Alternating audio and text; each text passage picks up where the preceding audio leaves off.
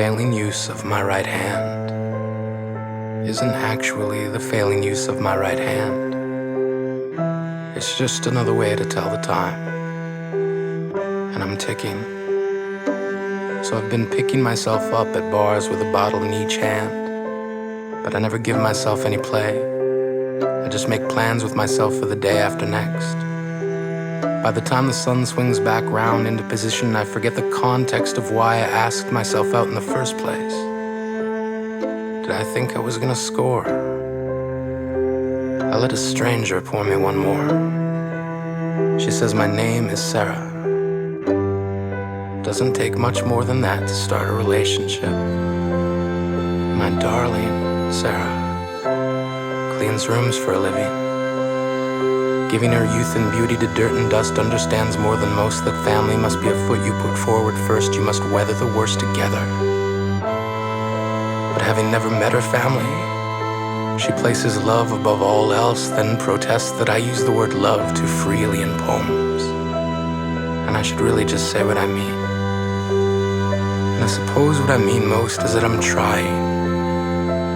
She's been buying me time on a maxed out credit card, arm scarred from selling her own blood to pay down the debt. Tells me she doesn't mind going broke so long as I can give her a little sweat. She says try. So I do my best impression of a pen. And when every problem looks like a page, I commit ink to paper, and the worth of the words that comes out determines my wage. And I'm making enough to bear the compliment of not quitting, of not sitting when standing is required. She only asks that I put the effort in, and in return she's willing to pin a paper heart to her chest and do her best impression of a target. She says that effort is the Siamese twin of success. So when everyone else looks like a wrong answer, she says she'll settle for being my best guess. So we lie in bed like a mess that someone's been meaning to clean for the large part of a long while. We lie there like a pile of dirty laundry, and how we'll ever come clean is beyond me, so we don't. She says it's supposed to be dirty. And if by the end you haven't hurt me, then you didn't try.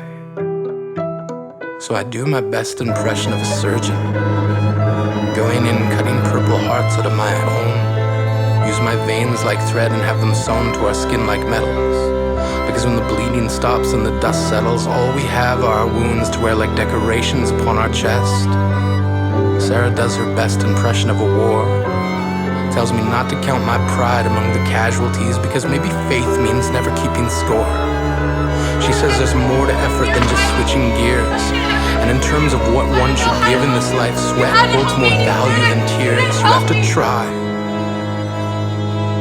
And even though the failing use of my right hand means I'll never land a knockout punch in the first round, life is composed of sound and fury.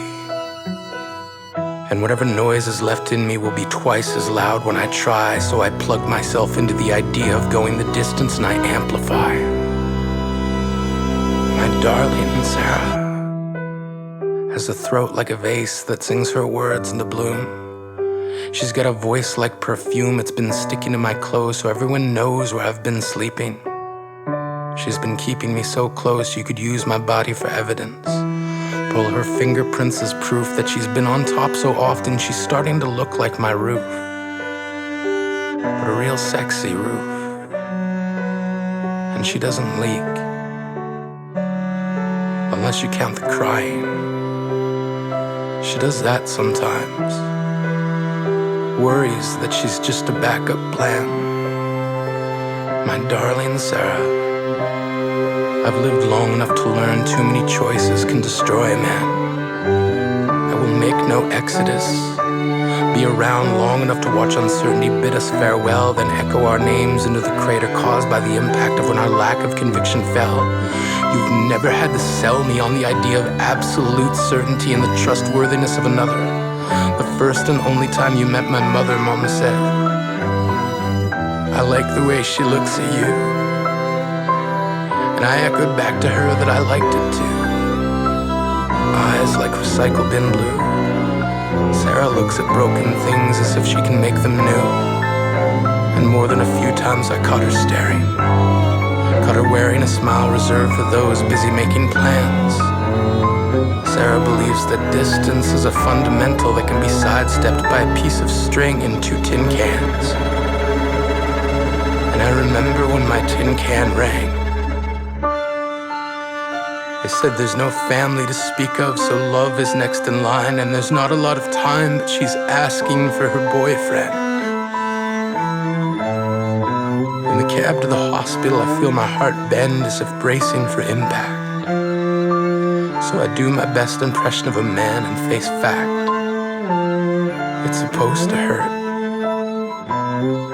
A doctor does his best impression of the truth and spares me attempts to skirt around the issue. They can't stop the bleeding. And the failing use of Sarah's heart isn't actually the failing use of Sarah's heart. It's just another way to tell the time. My darling Sarah,